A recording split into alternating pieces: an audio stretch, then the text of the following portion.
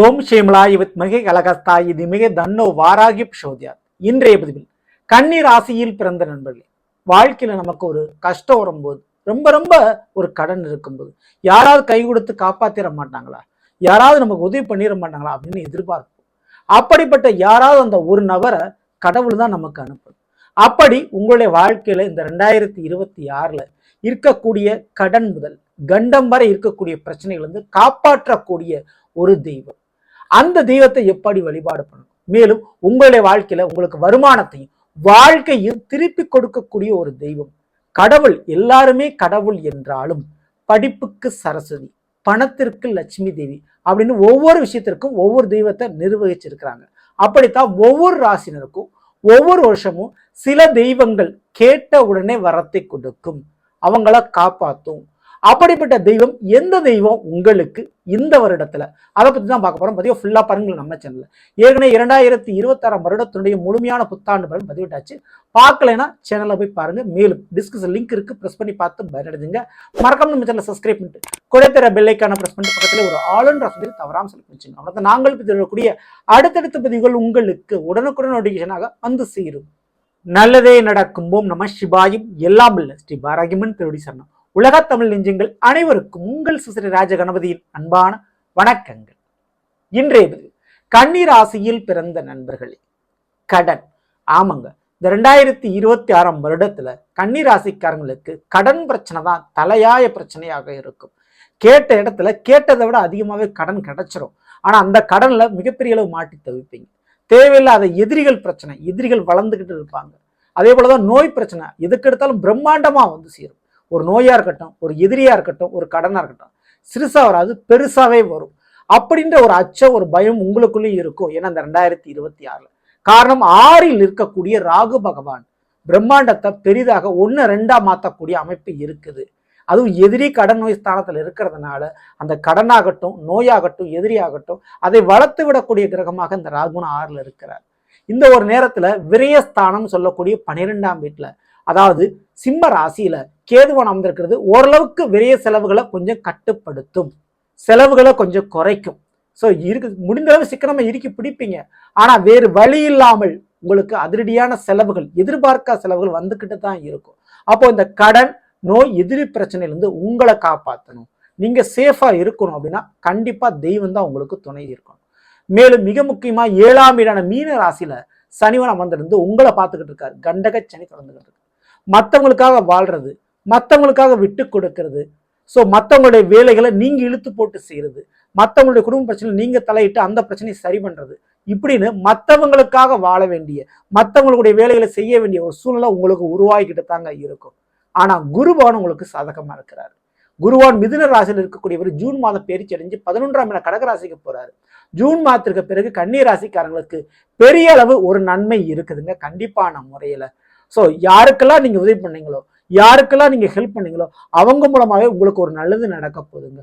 கொஞ்சம் வேலைப்படு, பணிச்சுமெல்லாம் கண்டிப்பா குறையுங்க. மனதளவில் ஒரு நிம்மதி கிடைக்கும். ஜூன் மாதத்திற்கு பிறகு தாராளமா நீங்க எதிர்பார்க்கலாம். இந்த ஒரு நேரத்துல நிச்சயமா தெய்வத்தினுடைய வழிபாடு, தெய்வத்தினுடைய துணை உங்களுக்கு கண்டிப்பான முறையில் தேவை. ஏன்னா நீங்க எதிர்பார்க்கிற உறவுகளும், நீங்கள் எதிர்பார்க்கக்கூடிய நண்பர்களும் உங்களுக்கு சப்போர்ட் பண்ண முடியாத சூழ்நிலைக்கு அவர்கள் தள்ளப்படலாம். அப்போ தெய்வம் தான் உங்களுக்கு உறுதுணையா உதவி செய்ய போகுது. அதிலும் குறிப்பிட்டு நிச்சயமா கன்னி ராசிக்காரங்களை கருட பகவானை சனிக்கிழமை என்று வழிபாடு செய்கின்ற பொழுது கண்டம் சம்பந்தமான விபத்துகள், கோர்ட்டு கேஸ் வழக்குகள் மற்றும் ஏவல், பில்லி, சூனியம், செய்வினை சம்பந்தமான கோளாறு பிரச்சனைகள் இதுல இருந்து நீங்க தப்பிப்பீங்க. ஸோ இந்த 2026 விஷம் முதல் மிகப்பெரிய அளவு செய்வினை, பில்லி, சூனியம், மறைமுகமான எதிரிகளால் பிரச்சனை இப்படி இருக்கக்கூடியவர்கள் கருட பகவானை சனிக்கிழமை என்று துளசி மாலை சாற்றி வணங்கும் பொழுது அந்த கண்டத்திலிருந்து நீங்கள் காப்பாற்றப்படுவீர்கள். கண்டிப்பா அந்த ஒரு வழிபாடை தவறாம நீங்க பண்ணுங்க. நேரடியாகவும் மறைமுகமாகவும் உங்களுக்கு இருக்கக்கூடிய பிரச்சனைகள், எதிரிகளாலும் துரோகிகளும் இருந்தா அதுல இருந்து உங்களை காப்பாற்றும். உங்களுடைய சூழ்ச்சி, அதாவது உங்கள் மேல ஒரு சூழ்ச்சி பண்ணி உங்களை வீழ்த்தணும், வேலையை விட்டு உங்களை தூக்கணும், உங்க குடும்பத்துல ஒரு கலகத்தை மூட்டணும், இப்படின்னு இருக்கக்கூடிய துரோகிகளுடைய சூழ்ச்சியை முறியடிக்கும் இந்த கருட பகவானுடைய வழிபாடு. ஸோ தவறாமது நீங்க பண்ணிக்கங்க. மேலும் பெரிய விபத்து, நோய் பிரச்சனை, ஆயுளுக்கு ஒரு பங்கம் இருக்குது அப்படின்னு பயப்படுறவங்க கூட கருட பகவானை வணங்க இந்த 2026 உங்களுடைய கண்டத்திலிருந்து உங்களை காப்பாற்றும். சரிங்களா? அடுத்து இந்த கடன் பிரச்சனை ரொம்ப அதிகமா வளர்ந்துகிட்டே போயிட்டே இருக்குங்க.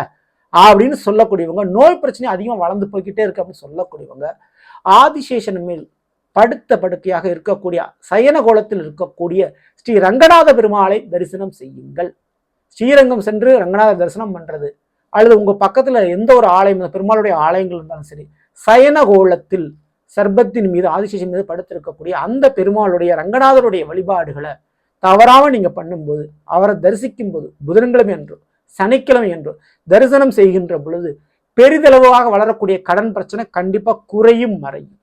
எதிரிகளுடைய ஆட்டம் அடங்கும். நோய் பிரச்சனை கண்டிப்பா குறையும் மறையும். ஸோ உங்களுடைய எதிரி கடன் நோய் பிரச்சனை கம்மியாகணுமா, குறையணுமா, ரங்கநாத பெருமாளை தரிசனம் செய்யுங்கள்.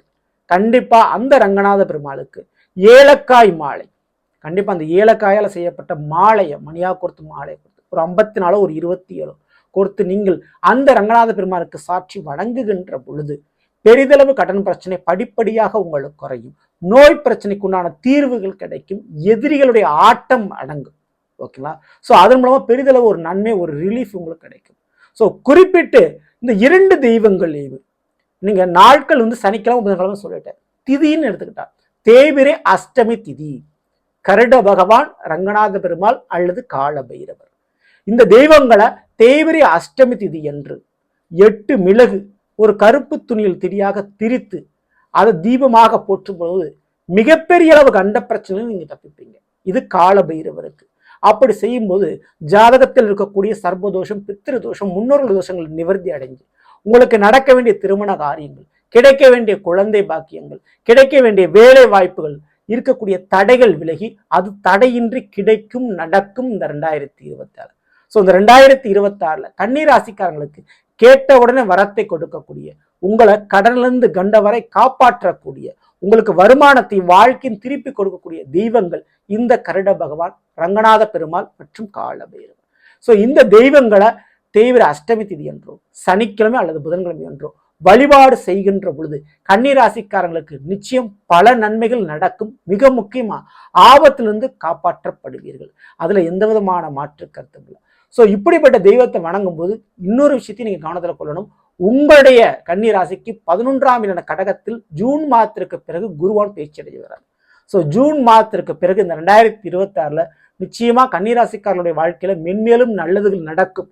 அப்படி நல்லது நடக்கணும்னாலும் மேற்கொண்டு தெய்வ வழிபாடு, பரிகாரம், பிரார்த்தனை, வேண்டுதல் இதெல்லாம் செஞ்சுட்டே வாங்க. கண்டிப்பா உங்களுக்கு பெரிதளவு நன்மைகளும் உண்டு. அந்த தெய்வத்தினுடைய அனுகிரகத்தின் மூலமாகவும் நன்மை நடக்கும். சரிங்களா? ஸோ 12ல் இருக்கக்கூடிய கேதுவான் ஆன்மீக சம்பந்தப்பட்ட செலவுகளை கொடுத்து வைப்பாரு. ஸோ தெய்வ வழிபாடுகள், குலதெய்வ வழிபாடுகள், இஷ்ட தெய்வ வழிபாடுகள், புனித யாத்திரை போறது, வேற ஒரு ஊருக்கு கோயில் குளனும் பயணிக்கிறது போன்ற சூழல்கள் உங்களுக்கு உருவாகத்தான் செய்யும். ஆனா அதை ஏத்துக்குங்க. அதனால உங்களுடைய கர்மா கழியும். அதனால உங்களுக்கு வரக்கூடிய கஷ்ட நஷ்டம் குறையும், மறையும், வீண் விரைய செலவுகள் குறையும். ஸோ தவறாம நீங்க அந்த மாதிரி வாய்ப்புகள் கிடைக்கும்போது தவறாம இதை நீங்க பயன்படுத்திக்கலாம். மற்றபடி பயப்பட வேண்டாம். ஸோ நல்லவர்களே, நாம் இன்று கன்னி ராசியில் பிறந்தவர்களுக்குரிய பலனை பற்றி பார்த்து நிச்சயமா உங்களுக்கு பயனுள்ள பதிவாக இருக்கும் நினைக்கிறேன். பிடிச்சிருந்த லைக்கும் நண்பர்களுக்கும் உறவுகளுக்கும் மறக்காமல் ஷேர் செய்யுங்க. இதுவரை நம்முடைய சேனல் சப்ஸ்கிரைப் பண்ணாமல் சப்ஸ்கிரைப் பண்ணுங்க. கூட இருக்கிற பெல் ஐக்கான பிரஸ் பண்ணிட்டு பக்கத்தில் ஒரு ஆல் ஆப்ஷன் தவறாமல் செலுத்தி வச்சுங்க. மேலும் அடுத்த சந்திப்போம்.